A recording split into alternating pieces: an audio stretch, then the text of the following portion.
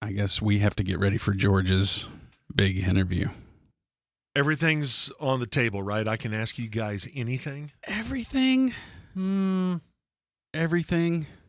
I'm going to say you can't ask us anything at all. Yeah. Would that make it problematic for you? You can only ask me math problems. I'm going to sign. What if I signed you the question so you'll know what it is, but the listener won't?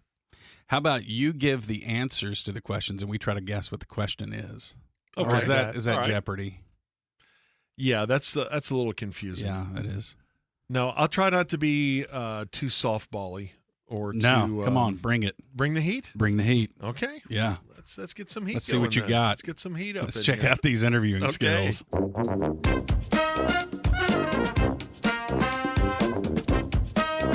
The Musers, the podcast. Episode 3, Unlimited Free Beer. It's episode 3 of The Musers, the podcast. I'm George. I'm Gordon. And I'm Craig. Okay, that's the last time we're doing that. No, I That kind of is like it. I just It's wanted kinda to do fun. it. I just wanted to do it so you guys would have to repeat after That's me. fun. It's so weird how Pavlovian it is. You I hear know. one guy do it, and You then feel like you gotta jump have in. to jump in. Yeah, you have to do it. I will say this as a critique of our podcast that's evolving in front of our eyes and ears right now. I really enjoyed episode 2. You did. Listening back to it. Yeah, it brought back a lot of good memories Yeah. from our college years. And it was just as a consumer of it, and I listened to it with my wife, I just really enjoyed it. And I was just going to play her like 10 minutes. And I said, I'll just send it to you. You can listen. No, I want to hear more. So we have one listener now. Your Okay. wife. Yeah. Did y'all cuddle up on the couch? And the dog listened too. Did y'all cuddle up on the couch in your matching PJs and all that? We were actually in bed. Okay. Doing nothing. All right. Just listening to the Do podcast. you routinely make love to the sound of your own voice? I am asking the questions on this episode, sir. Not you. Could you imagine, like, having Grex while your voice is going on? No, on I a cannot speaker? imagine having Grex. No, I can't even imagine. No, George. Oh, poor George. Poor It's the a joke. George. No, it's just a joke. But it did bring up memories, but I felt bad because, well, maybe that's good for the listener that we could have gone another 3 hours. There's so many things that we didn't mention and people we didn't mention. And one of those persons is my wife because she was a part of our friend group. Yeah. Your college friend group. Yes. And let me ask you something. I know this is a little personal, and you're interviewing us. yes, So so go ahead. I know I'm out of line. I know I'm always out of line. Yeah. Since she was in your friend group, Yes. did one of your other friends date her first, or did she date anybody else in your friend group? That depends on how big you say the friend group is. Because she was actually dating a guy that lived across the hall from us Uh-huh. our freshman year. And that's when I met her. You met her because of her dating that guy, Yes. because she would be around. Yes. And they were Right. kind of on and off, but I definitely noticed her. And I would tell Craig, and that's what made me think of it, that year that I took off, my sabbatical year from Yeah. North Texas. When you went to When I Brookhaven, went to Brookhaven, that's where all sabbaticals take place. when you went to academic Siberia. That's right. When I would call him on the Metro line to talk to him at the yearbook office, I would always ask, "Hey, is Kelly in the office? That's right. What's she up to?" Yeah. Yeah. I was She asked really about She was me? on yearbook staff as well. Yeah. Oh, I see. Yeah. Yeah, So- and I felt bad too because Gordo asked if you and I, George, had been best friends through college, and we pretty much had. My answer was, yeah, we were best friends all the way through. But I left college with a bigger group of best friends. Like, we made our lifetime best friends in college. Yes. You know, I've got a good buddy from high school I still keep in touch with and have made a lot of friends after college, like you, Gordo. Thank you. But our circle of friends, we remained all really close over the last 30 or 40 years. We mentioned our roommates, Skip and Grizzy, also known as Steve and Donald. Right. But those were their college nicknames. I mentioned my buddy Dave, our buddy Don, who we're very close to, and he's a TV sports guy in San Antonio. Don and Tom both came into my life later in my college career when I slept on their couch, and we got to know Don through the We spent campus so radio much time station. with those guys, though, especially Yes. you, too. And So Tom much Tom time. is my neighbor Tom. When Our you guys neighbor reference Tom. him on Yeah. the radio show, it's my neighbor Tom. Yeah, Yeah. so I feel very lucky, and I also, like you, felt bad that we didn't mention all these people, including Kelly, as we matriculated through North Texas, because they're such big parts of our college existence and big parts of our lives. Yeah. And that's maybe a topic for another day. Becoming friends with someone before you start dating them.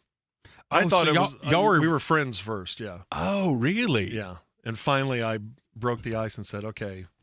But that's for another time. That's for another episode. Yeah. It's a down the great line. episode idea, though, because I've got a buddy going through that right now. Yeah. That he likes a girl who's Yeah. just his friend, Yeah. and he's going to try to break it to her Yeah. and make his play. It's an awkward breaking of the ice, trust me, but I think it can be a really good thing. Maybe we'll do that for episode 7. No, 8. 8. Let's do it 8. Yeah, we usually plan these things out at 50 episodes at a time. We sketch them out. This is all about episode 3, when I ask my radio and now podcasting partners, Craig and Gordon, about their relationship. And I think the best place to start is when Gordon entered the picture. We were hired to do 2 to 5 at the Ticket in Dallas.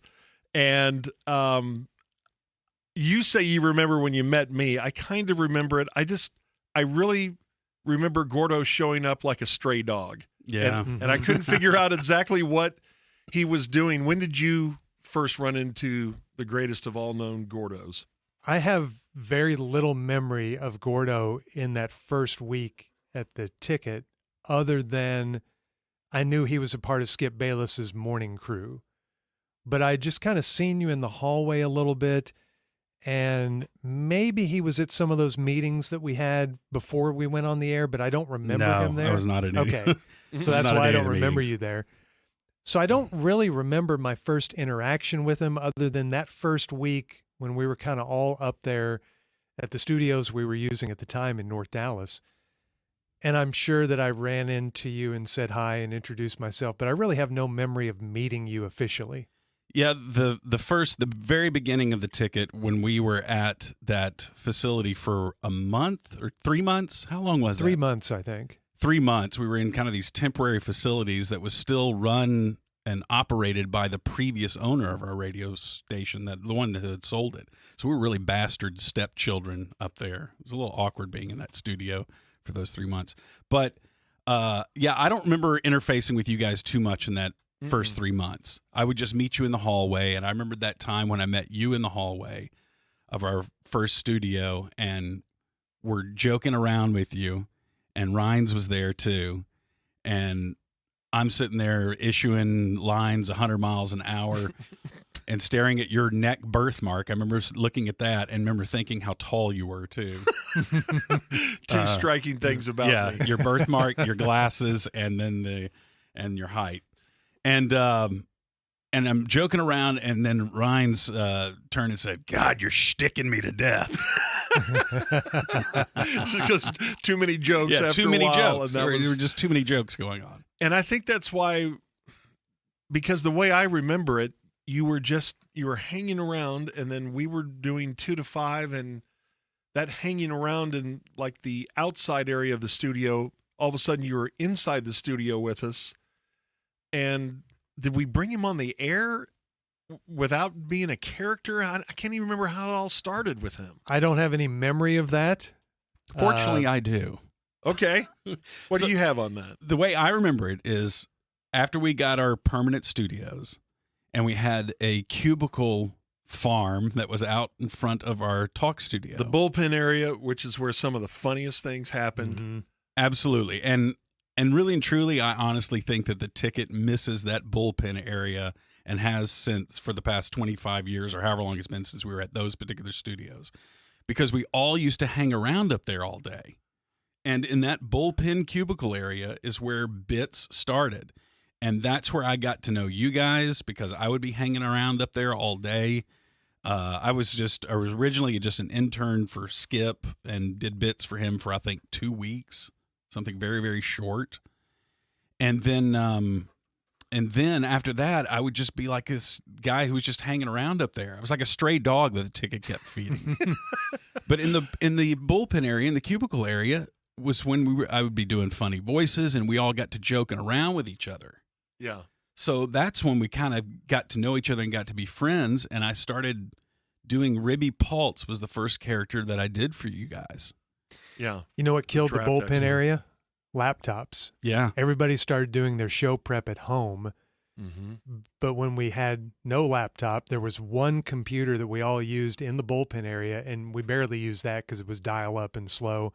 But everybody used to come in 2 to 3 hours before their show started to their cubicle and do their show prep. Go And through now- newspapers. And go through newspapers. And now we all do that at home or the night before or something. So the laptop killed the bullpen. Absolutely. And how many penises did Gordon draw in your newspaper? What? Daily. What did you say? It was You like said draw having a junior penis. high kid up at the bullpen area. I just felt like they weren't printing all the news. And I needed Well, they to, did that was fit to print. I The needed stuff to you put on augment there was not and show fit to you the print. things they were trying to hide from you. But I do remember, do you remember Craig listening to Gordon on Skip's show? And I wanted to know who he was because I thought what he did was just hilarious. Mm-hmm. And I remember sitting up in bed one morning going, who is that? That's the funniest thing I've ever heard. When I was doing Keith Richards, you listening to that? Yeah. Clinking glasses I together. remember and- Keith Richards. Yeah. I used to do, and we had a lot of stuff like that, and Skip just totally did not go for it. It would have been perfect for y'all's show, Yes. but I was assigned as an intern to Skip's show. And then you guys, because I was married with kids, and after our show was over, I'd go back to the suburbs. And that's when you guys really became friends and started interacting. Do you remember your first night out? Like going out on the town with the ticket group or just you two guys or So I don't remember our first night out partying or anything like that. My guess is it was probably at medieval times where by then, this is maybe halfway through year one or 3/4 of the way through year one of the ticket. Gordo got paired up with Jennifer Smith, who was the nighttime show host, and Gordo was her sidekick on Mhm. that show. And a lot of us, you know, maybe not the married with kids guys, but a lot of the single guys at the ticket would go there just to drink beer at that bar because you guys always had a guest on, Yeah. and then we'd all hang out afterwards until the bar closed drinking. And that's the first time I ever really remember socializing with you. Yeah, and we used to, in the early days, everybody went to everybody's remotes, and everybody was drinking like a fish. Everybody was, it was one big party. we're all in our 20s. Uh-huh. And yeah, hanging out with Junes around that time, and because you were married with kids, and so you weren't part of our crazy fun. And so Junior and I just got to hanging out and joking around, and then we started doing road trips together eventually. Yeah, I want to talk about those at Which some those point. were wheels off. and Junior and I ended up, after you were his roommate in college, then early days of the ticket, Junior and I ended up rooming together. And this was another milestone, I think, for the ticket, was the idea to have Greg Williams, you, Gordo, and a guy who used to produce our show, Ted Ganji, and our neighbor Tom. Was it all of y'all at the same time? Or Yeah. maybe those guys switched out, but it was the ticket compound, and you guys rented a house together. And that's, I mean, you talk about topic ideas, characters, just funny ideas for the show. But yeah, like you said, Gordo, you guys became roommates. Mm-hmm. Yeah, we did shows from the ticket compound. Yeah. It was a little house in East Dallas. Well, I say little, it was 4-bedroom. Pretty nice house. It had a pool. When we decided to move in there, I went over to look at it first, and the landlord took me back the back way to go in the back door, and the pool was jam-packed into this little backyard. So there was a very narrow walkway. Well, he's taking me back there at night. And as we are walking by the pool, there was a pinch point where the pool almost touched the house. Well, he knew it. It was his house. He was renting it out. So he easily walked that little bitty balance beam point. Well, I had no idea, so I'm kind of feeling my way around. And I just put one foot out, and I didn't feel anything beneath it, and I went straight into the pool. The guy who's walking and talking the features of the house just hears a splashback behind him, and all of a sudden there's nobody following him. What an idiot he must have thought I was. And the pump should run 8 hours a day, and all of a sudden, splash. There goes Craig. So I get out of the pool in the dark, and I towel off, and he shows me the house. I said, okay, this will be great. Grego took the huge primary bedroom. Of course. And he had that, Grego had like this slide. Grego was a show host on the early days of the ticket, at least the first part of the ticket. And yeah, he had this door that led to the outside from that master bedroom. And you remember what he called it? His whore door. Because that's where he would run his girls in and out. That's my whore door right there. We don't accept that type no. Wrong then, anymore. wrong now. Yes, that's just wrong. Meanwhile, Gordo and I are sharing a Jack and Jill. Yeah, so George, you asked, did we all live there at the same time? No, we didn't, because Tom and I tag teamed a room for a while. This is how Wheels Off it is. Our neighbor Tom, he worked for an airline, and so he was gone a lot. Well, he originally rented with you guys for the first few months or so of this place. And then it comes time, I'm still living at my parents' house. Yeah, because Tom and I had been rooming together. We had an apartment together in Irving. Mm-hmm. So we moved together to the compound with Grego and Ted Ganji. Mm-hmm. And so then I wanted to move out of the house, and I don't want to pay a lot of money or anything. And so somehow this plan gets hatched that Tom and I will split his rent and also split his room. So when he's out of town, I would pack up a paper sack of my clothes and I would go to the compound and live there. Okay. And then when he would come back in town, I would not be there. And that lasted for a little while. And then finally Tom said, screw this, I'm not doing this. And so then I got his whole room. And unfortunately, Tom took all his furniture. So yeah, that's what I remember about the compound. I came down to visit you guys a couple of times. One time I remember in particular, you wanted me to bring my guitar, and we all sat around and played guitars. And we were in Gordon's room. And I remember eventually looking around going, this is all you have? You have a bed that's on the ground and that paper sack is your dresser? Yeah, it was so Al-Qaeda sleeper cell looking in there. I had a mattress on the floor, twin mattress on the floor, and that had I think it just had a comforter and no fitted sheet. and then I brought over a side table that my dad had actually made woodworking wise. But the problem was it was 3 feet higher than my bed. So I'd have to reach up to ash my cigarettes. Yeah, there was an ashtray up there. Oh, just for a week, could we bring back Smoking Gordo? And I miss Smoking Gordo. His closet had 7 hangers, and on each hanger was a free T-shirt that wasn't washed, but that was his wardrobe. Yeah. Yeah. And then the only other furniture other than the bedside table and the bed was an open suitcase that lay up under the window. That was his dresser. That was open like a book. That was my dresser. Okay. Yeah. And I remember another time you guys called me. It's like 9 o'clock at night. And this is before cell phones. Answer the phone at home. And it's Craig and Gordon on a payphone. And neither one of you could string a sentence together. Yeah, and you were laughing. So drunk. And you couldn't get the words out that, hey, it may be a rough morning tomorrow. Wait, we were doing mornings at this point. Yes. We had just moved to mornings. This is the first week that we were doing mornings. Yeah. And by then, Gordon and I were hanging out a lot every night. We were rooming together. And we went to San Francisco Rose on Greenville Avenue, and we started a happy hour. And our idea was, let's hit happy hours now since we have to get up early. We'll get our drinking done early, go to bed at 7 or 8, and we'll go in for the morning show, which we had just been moved to Morning Drive. Yeah.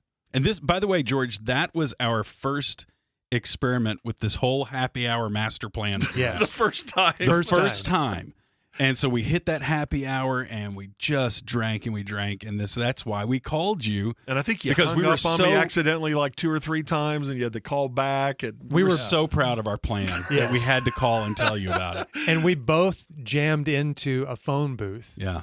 And we're in there real tight together, cracking up, calling you. And we kept hanging up on you because we were jammed into this phone booth, and Somebody's elbow would hit. We'd the hit thing. with the elbow and hang up on you, which made us sound extra drunk, which we were. Golly, that But was funny. You know what? That next morning, I was unbelievably hungover. It's the only time I've ever done the show drunk. Yes. Was that next morning after that, because we had never sobered up. We never my sobered up. gosh. And I came into work, and I sat down in my cubicle, and I put the newspaper down, and I could not focus on the words. I was still Oh, my drunk. gosh. And I said to myself, I'm going to have to take a sick day because I am drunk. Drunk at work. And so the show started, and I went in there, and I didn't say much like the first 30 minutes, and I was slamming coffee and just, I was afraid to talk because I thought I'd slur my words. But eventually, like by 6:30 or something, I was okay. But I was scared to death. And I never got S-faced drunk after that on a school night. Yeah. Yeah, and yeah, so it had to change for you guys when we moved to mornings. You really couldn't have the weekly episodes at the compound. And I remember, speaking of the pool that you guys had, the roommate Ted, he had a bike, Yeah. and when he wasn't there, what would you guys do? Okay, so back up a little bit. One thing we have to explain here. This was not all our fault. We were victimized by a beer sponsorship. Yes. We had a relationship at the time, and I won't give the beer company name, but they provided us with free beer. And they owned like about, 10 different brands of beer, this one company. And so they would just call us every week and say, "Hey, what you guys want for this week's delivery?" And we would order. I mean, George, we would have 20 cases of beer delivered every week over at the compound.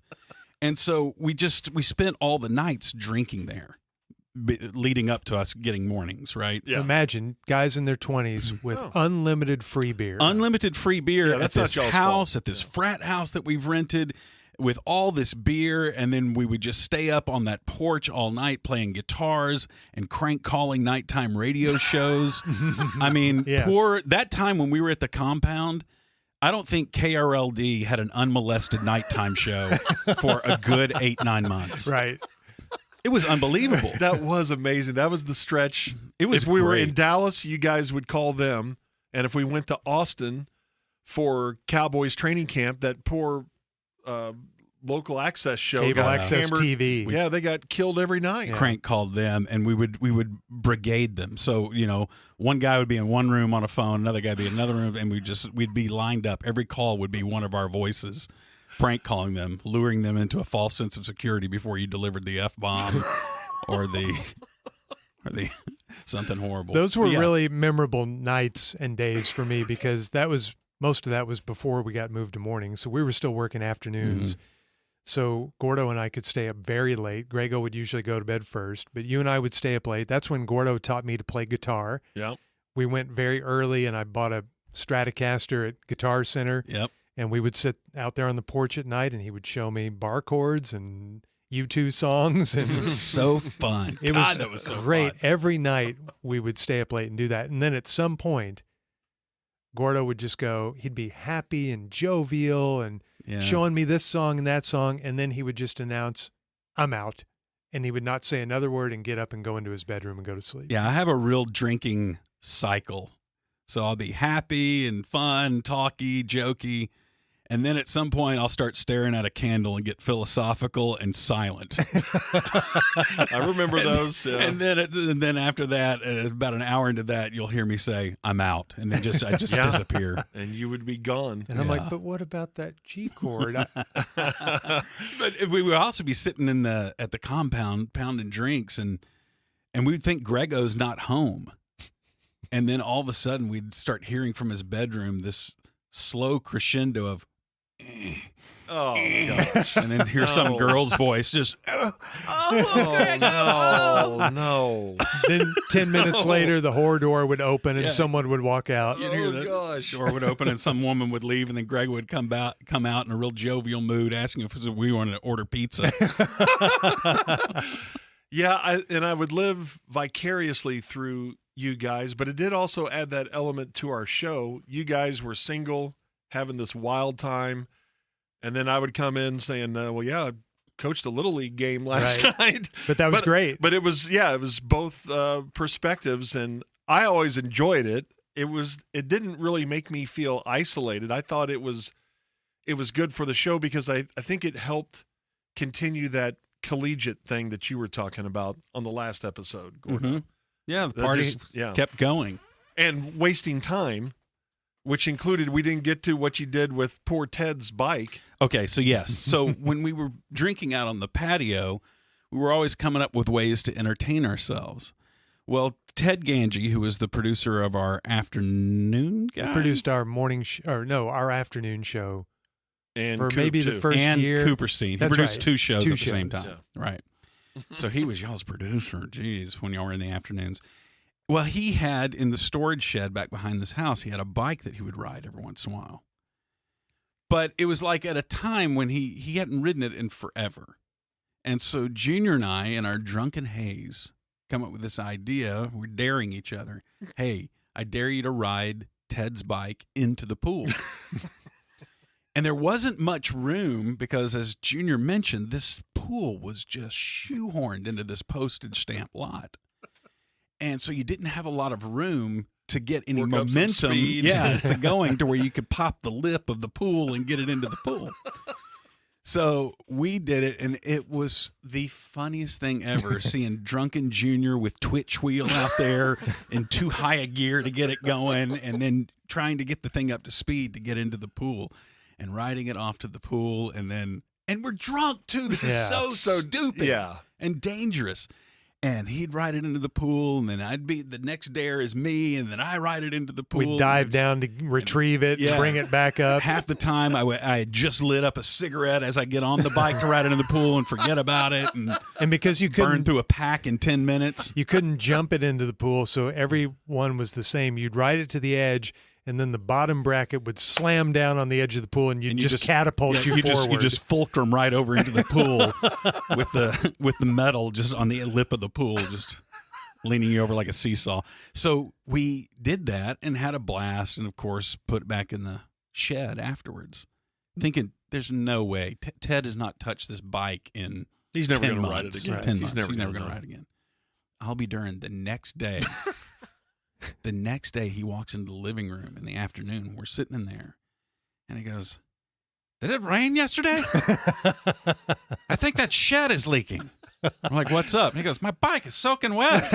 I pulled it out to go for a ride, and it was like goldfish pouring out of the bottom bracket of that thing." He went Water for a pouring ride out of the the tires. next day. Oh, my gosh. And we never told We him. never told him. He's hearing about it for the first time. Yeah. He's Yeah, it listening must to be a this. leak. Must have rained. Yeah. We really should get some rent knocked off here. That's weird, This rent Ted. is too much. And you guys took trips too. I do remember the trip to Colorado. Was that like a 2-day trip? Y'all went to Colorado for like 3 days, and 2 of that Yes. was driving? That was when we Yeah. were living in the compound, and it was a holiday weekend. It was Labor Day weekend. So we had Monday off. And that Friday morning, before we went in for the afternoon show, we just decided, let's take a road trip. We don't have to be back until Tuesday at 2 p.m. Yeah, plenty So- of time. Plenty of time. Yeah, we could go to Asia and back on this. I had a new Honda Accord, and I love Colorado, and I love it that time of year. Not in the Kobe way, by the way. Right. He loves the Right, actual that's state. that's a I said, reference why don't we road platonic. trip up there at 5 o'clock when our show is done? Let's get in the car and let's go. And so, as he would on any of our travels back then, Gordo packed a brown paper bag for his suitcase. He Grocery just sack. threw a couple of shirts in there. We brought our guitars, I remember. Yeah, had to bring the important things. I didn't bring any underwear, but I brought a guitar. Yeah. And he knew somebody from high school that lived in Vail. So we at least had kind of a plan that we'll drive to Vail, visit her and her boyfriend, and drive back. So we left at 5, and I remember it was so defeating we get off work. We're excited. We're road tripping to Colorado. We're all, road trip! Road trip. Punching the top of the car. We jump great. in my Honda Accord. We leave our studio at Mockingbird and Central. We get on Central Expressway headed north, and we're stuck in a 1-hour traffic jam. Dead stop traffic. Going nowhere. We made it only about 200 feet from the studio in an hour. Oh my God! It just was a massive buzzkill. And he's gone through 3 cigarettes with the window down in the meantime. Right. Junior's We're over never there. gonna get Please there. stop smoking in my new car. We're already fighting. And we just kept driving and driving. And speaking of cigarettes, we got to the Texas Panhandle, a little town called Dumas, at about 1 a.m. And we stopped, filled up gas. I went and bought a bunch of Sixlets. That was my candy of choice. He ate these. I know he loved those. Do you remember things. those things? Yeah. He You'd bought look over at cigs. his little cubby there on the driver's side door, and it was just stuffed full of empty Sixlets I was a packages. little kid. He Yeah. bought cigarettes, and then he takes over driving, and then we're driving through northern New Mexico. It's about 2 a.m, 3 a.m. at this point, and we're going over Raton Pass, and it starts to snow. It's the end of August, but it's snowing, and I look over, and he's hunched over the wheel. He's got the window cracked, even though it's 30 degrees outside. Got a cigarette burning, and he's got to have the window cracked to let the smoke out, and he's got one finger on the wheel as the roads are icing up. That's not safe. I got half-lidded eyes. I'm just so tired and everything. Junior's trying to sleep. He looks over at me and sees this dangerous situation developing in the driver's seat. And our Didn't goal know you were awake, man. Our goal was to get to Boulder. That's where we wanted to get. But at this point, we got a late start, so it's 3 or 4 in the morning. So we're just looking for anywhere to stay. And we get to Colorado Springs, and there's a hotel. 4 in the morning, 2 guys pull up. And we said we didn't want to waste our next day in Boulder, so our plan was just to stay there for a few hours. So we go in So and seedy. we ask for if they have an hourly rate. Yeah, 2 guys come in at 4 in the morning saying, "Hey, can we have a hotel room for just a couple hours?" And she actually gave us a yes. 50% Yeah, discount. we got a discount. We We wake told up. her we'd burn the sheets for her too. We wake up. Now it's Saturday morning of Labor Day weekend, and we're on the interstate going up towards Boulder. And do you remember the out-of-control bus that we saw? Yeah, we almost died. There was an Really? out-of-control bus Oh, no. that had hit the median in between the 2 stretches of the It's interstate. coming the opposite direction. Yeah, coming gosh. towards us. And all we saw was the driver frantically trying to steer the wheel, and then it went over a hill, and we couldn't see what happened to it. Golly. Colorado and back in 3 days. Yeah, so then we went to Boulder. We spent Saturday in Boulder. And then that Sunday, we drove up to visit your friend Allison in Mhm. Vail. Yeah. And that was still to this day, one of the best nights of my life. We all were in Vail. The weather is beautiful. We all went out to some bar where we sat outside on a deck with the mountains all around Mountains us. behind us, and even the inside of that bar. Remember, it had the real tall vaulted ceilings with like buffalo heads up on the wall. It was like a lodge kind of feel. And the weather was just so great, and we're there with my old high school friends. Allison was there. Melissa, our other friend, who was chasing after some guy we called the fly-by-night Romeo, because he was the guy of the evening for her. And yeah, we're just laughing our asses off, Smoking cigars. smoking cigars, and then we crashed at Allison's place. And I swear to you, George, I'm not shoehorning this in just to get a bingo. Okay. But that night at Allison's place, Don't tell I me. slept in a papasan. Oh, He did. my God. I Is swear that to what God. started that line of humor? It might The- have. Maybe. It might have. And I remember I woke up in the middle of the night. Of course, we passed out drunk on Shiner Bock. I remember we were drinking lots of Yeah. Shiner Bock in the day. But I woke up in the middle of the morning, probably, and I was freezing cold, and there was some window that was open in that living room. It was like high up window and everything, and that freezing air had been coming through there all night, and I'd Oh, been my shivering all gosh. night. Oh, I thought I had the Papasans. DTs or something. You know? That Monday, we start our way back to Dallas because we have to work Tuesday afternoon.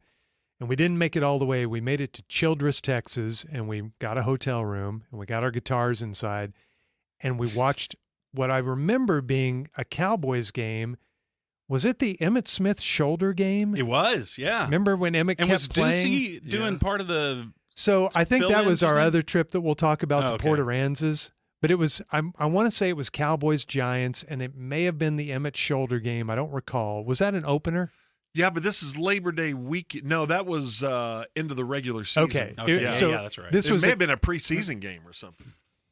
It could have Could have been been. the opener it may back have, then. It may have been the preseason game, but I want to say it was the opener. May have been the opener. So you felt like you had to watch it. Emmett must have had a big night because Yeah. I remember Emmett playing prominently. So we watched it in that hotel room in Childress, got up Tuesday morning, made it back to Dallas with an hour to spare before we went on the air, and that was our insane Colorado road It was trip. such a mad Oh, dash, gosh. mad dash of fun.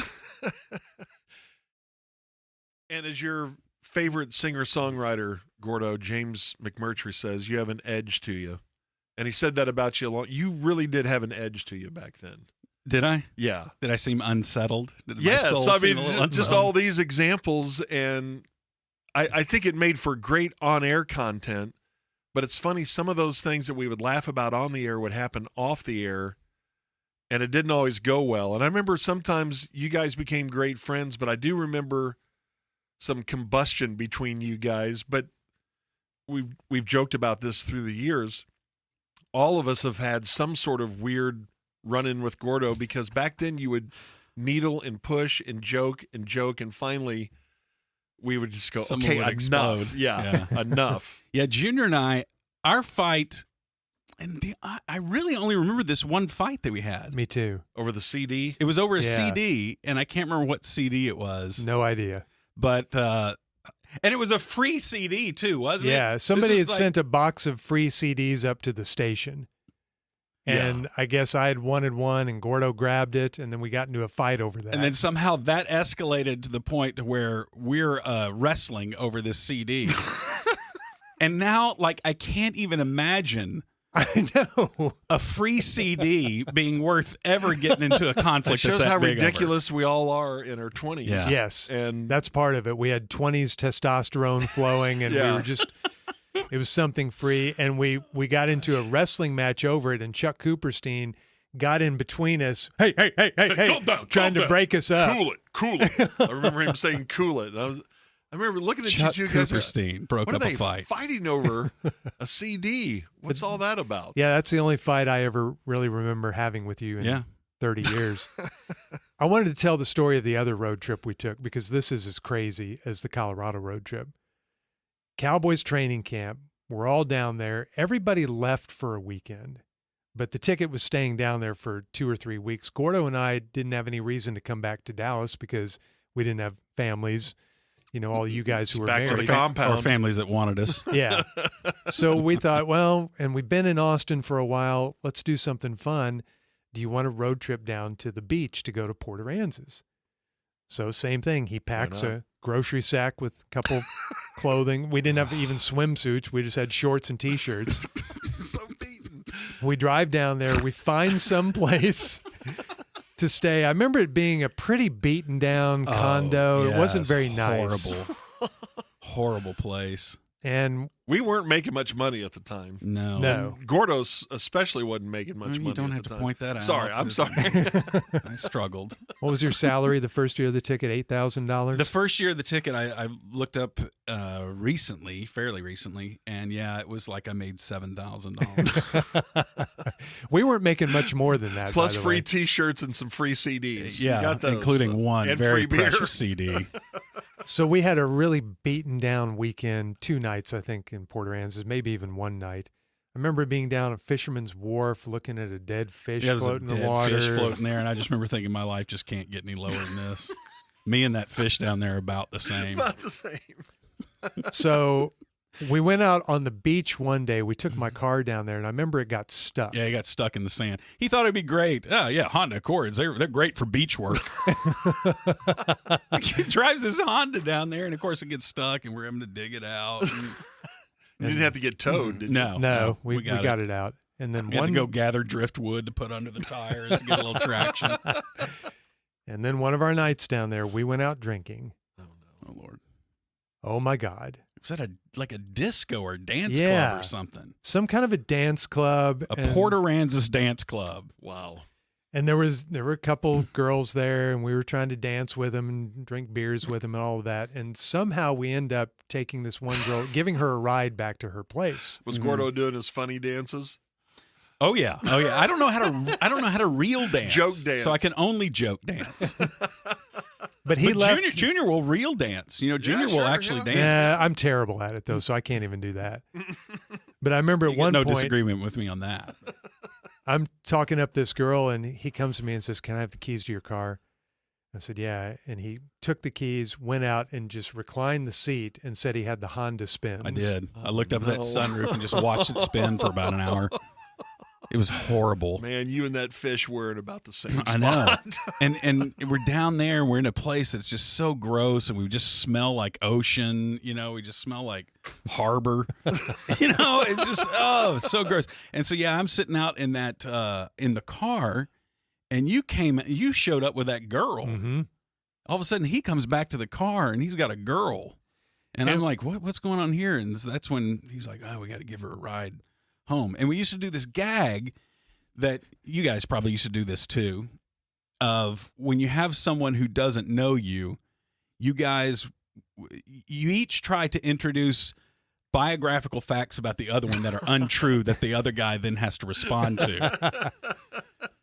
So somehow we get into this and once again, different time and place. Very different time. But that I was extremely gay. He starts in with extremely. This is my gay friend Gordon, and I'm in the back seat, and she's in the passenger seat, he's driving, and this is my gay friend Gordon and everything. And she was like really fascinated by this, that I was this gay guy. Yeah, you're safe. And she's like, wow. So and how and once again, just different divider. We're in such a safe here. podcast space here. And she's like, when did you know that you were gay? I think I knew it at birth, and I'm having to play along with this because he's introduced this this fact about me. So yes. And she goes, "So you've never been attracted to a girl at all?" And I said, "No, never." Not until tonight. That's exactly what I said. way. Yes, exactly what I did. Exactly what he said. I said, no, never been attracted to a girl until now. Oh gosh, so horrible. Yeah. But we ended up just taking her home and Yeah. dropping her off. And so that next day was Sunday, and we had to leave. We had to drive back. And I said, why don't we go back through San Antonio and stop and see our buddy Don, our old college buddy from North Texas, TV guy at Channel 4 in San Antonio. And so I called him and said, we're going to come by and see you. So we stopped, and he was preparing his Sunday news or sportscast. And we're sitting in his little sports department with him, and he's showing us some video of a funny play or something like that. And Gordon and I are sitting there, and he stops the recording, and he looks at us, and he goes, God, you guys stink. You didn't shower the whole time. No, We hadn't had a shower the whole weekend. We had been partying nonstop. And so, we smell like dead animals. And I think he said, I'm going to have to ask you guys to leave. Yeah. I do remember when you got back from camp from that trip, and maybe you'd showered by then, but I remember thinking, man, these guys look rough. And those must have been a hellish couple of days. Oh, we went hard. They were. We went hard. And was that the time when Don, that was when he met me, right? That was the first time I met him. Yeah. And he had heard about me because you guys talk frequently and everything. And remember what he said about me when I was about an earshot? No. He said, boy, that's Gordon, huh? Real ragamuffin, isn't he? No, that was our friend. that was They our called buddy me a Steve. ragamuffin. That was our buddy Steve Albutz, who also a college buddy of ours. Yeah. And we were at the Nelson, and four of us were walking around, and then Gordon, you walked off, and Steve goes, so that's Gordon. Wow, what a ragamuffin.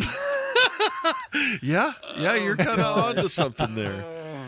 Well, I just remember when you did start going on the air with us, it changed everything for our show. And in our last episode, we talked about how Craig and I had been friends, but y'all got close.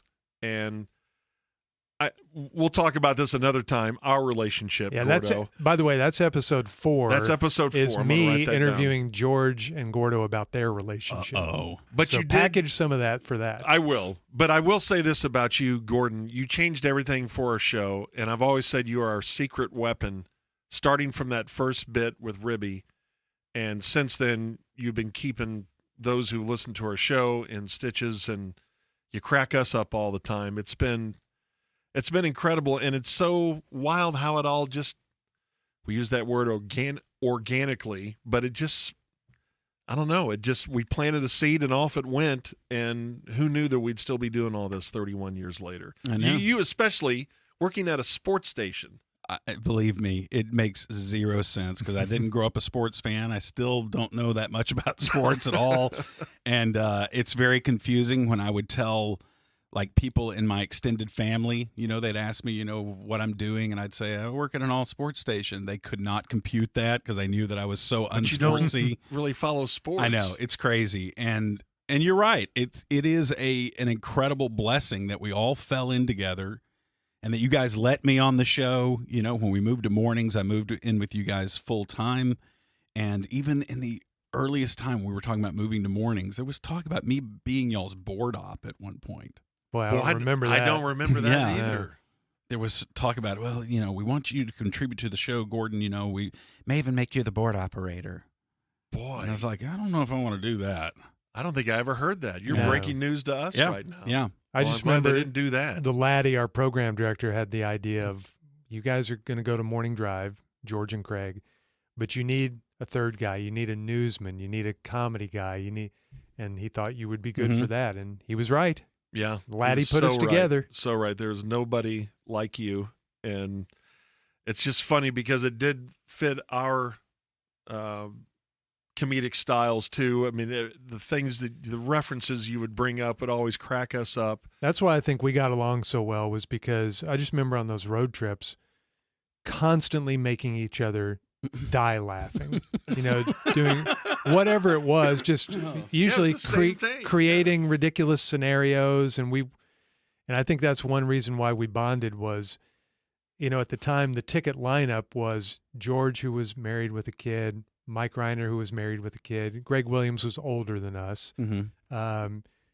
Kurt Menefee did his TV thing. Skip Bayless never associated with us. Chris Arnold later had his own life going. But you and I were in our 20s and single. Mm-hmm. And that's why I think, and had the same sense of humor. And so we naturally gravitated. And then later Corby, and came along some other single guys. But we didn't really have many other options. And we clicked so well pretty quickly that it just kind of took off from there. And that original compound that we stayed at has been that blueprint that we still do every year on the radio station when we all get together and all the guys stay at the same place and broadcast from it. And just that little blueprint from that year 1 of the ticket, year 2 of the ticket, I guess it would have been. Year 2 of the ticket was the compound. Mm-hmm. Is still going strong. I don't know if we can bring back the compound, but maybe we should bring up the bullpen area, because I think you're right. Mm-hmm. That it would be great, but Junior's right, man. The world is everything's different now, and now you do you do a show from a laptop. It's different, and also in the old days, I remember us all looking at each other more during the show, kind of like what we're doing here in this podcast. Mm-hmm. Yeah. When we do our radio show, we're basically talking to each other, but none of us are really looking at each other too often. Yeah. Because we're looking at our computers, getting ready for things, and you're prepping at the same time you're doing the show, all that stuff. But this podcast is a lot like when we used to do the show. And when we talked, we're looking at each other. And Speaking of looking at each other, the one Gordo moment for me that I remember the most was, we got to be great, great, great friends. And I'm best friends with both of yous two's guys as I slipped into Sal. And I've had these moments with each of you at some point over the course of time. But the moment that stands out for me with you, Gordo, was at my mom's funeral. And this is 2004. So we'd been really tight now for, going on 10 years. And I remember getting up there and I did the eulogy and I looked out at the audience and saw all my friends and all my relatives. And I held my composure really well until I looked at you. And I teared up. I'm tearing up now. And I don't know. I guess it's because we were so close at that moment. Yeah. But I remember just looking at you as the one time that I had to reach over. I brought a box of Kleenex, and I had to reach for the Kleenex because I thought I was about to lose it. But that's how close we had become. Oh, that's a sweet moment. I didn't know that. I thought you thought he was about to die, and that's why you thought, oh, no, he's smoking again. You looked out, and I was smoking there at the graveside. And I said, am I going to have to do a eulogy for you soon? Oh, yeah, that's a good question. Will one of us do the eulogy for another one? I don't trust you, Gordon. I trust Craig to do mine. I'll do a good one for you, George. I know you would do a good one. Craig is the healthiest of the three of us, so he may live the longest to do our eulogies. Yeah, put your money on me. But I'm the youngest, so I may live long enough to do y'all's eulogy. Right. I'm betting on me to go first. Oh, so George, come on. At least you don't know how to do trash just talk. Follow my lead and just bet on me. Well, that was cool. Reliving the years of y'all's relationship, Craig and Gordon. Did you guys have fun? Yeah. Today or when we were friends back then? Yeah, back in had fun back then. Yeah. I hated today. When we were friends back then. We're not friends now. Yeah. That's the update. Yeah, we're still fighting over different CDs now. Over different CDs. Well, I'm glad y'all love each other, and let's just conclude by saying that we still all love each other all these years later. Yay! Yay. Best friends! All right, and we should also mention, right? Episode 4 is going to be me interviewing George and Gordon. Oh, so boy. we're doing this round robin. I'm going to take a sick day. Where first it was Gordo talking to me and George. Today it was George talking to me and Gordo. And then next I get to put you two guys on the witness stand. That will be interesting because I get more questions about him in my life than anybody else. Than about yourself? Yes. Tell me about Gordon. Does your wife say that when you get home? Hey, what did Gordon do today? But, no.